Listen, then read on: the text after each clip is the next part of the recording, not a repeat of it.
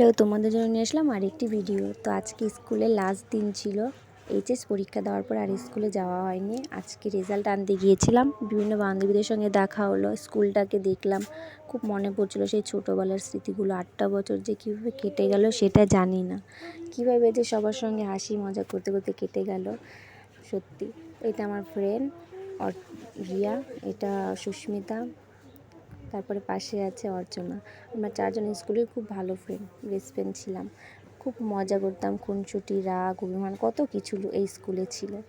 এখানে পাশে আরও ফ্রেন্ডরা ছিল, যে যার মতো এদিক ওদিক রিলস বানাচ্ছে, ফটো তুলছে।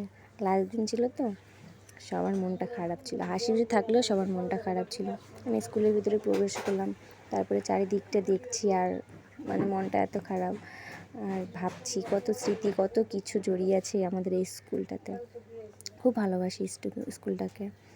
তো এখানে উপরে ছিল আমাদের রুম। আমার কথা বলতেও অসুবিধা হচ্ছে, খুব খারাপ লাগছিল। তো যাই হোক, এখানে বিভিন্ন ধরনের প্রোগ্রাম হতো এইখানে।